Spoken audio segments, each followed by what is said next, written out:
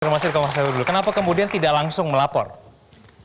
Kalau dilihat data ya, perempuan korban kekerasan seksual ada hambatan psikologis yang sangat besar.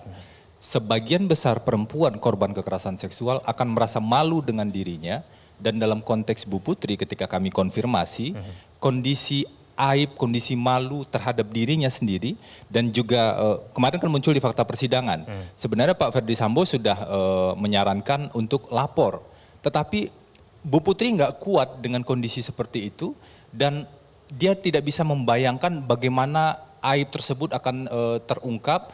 Seorang perempuan istri Jenderal Bintang 3 diperkosa atau ada kekerasan seksual atau yang lain-lainnya, isu itu akan beredar sedemikian rupa.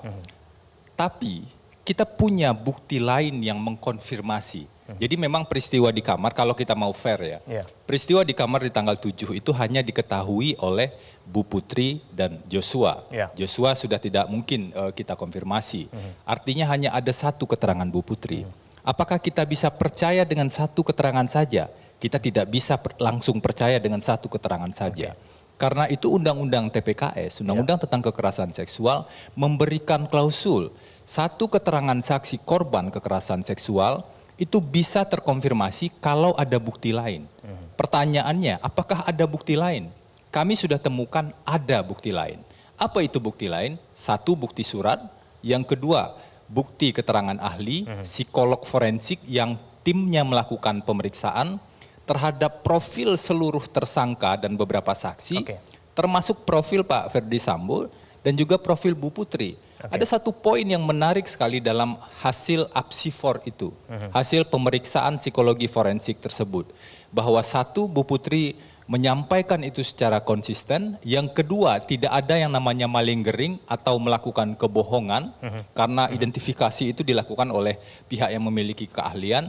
Dan kemudian yang ketiga yang juga poin pentingnya adalah ada dampak trauma yang sangat berbahaya bagi Bu Putri terkait dengan kejadian dugaan kekerasan seksual tanggal 7 di Magelang tersebut.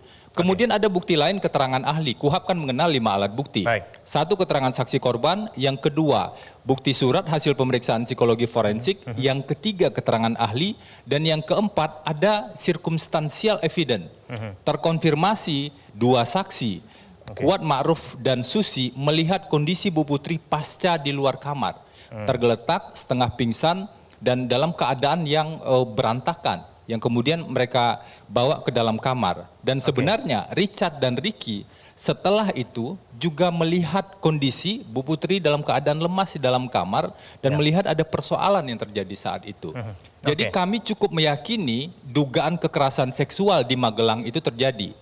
Kalau pelecehan seksual yang disebut tadi terjadi di Duren 3, kami meyakini itu adalah bagian dari skenario. Dan itu kami konfirmasi, kita kan harus fair ya.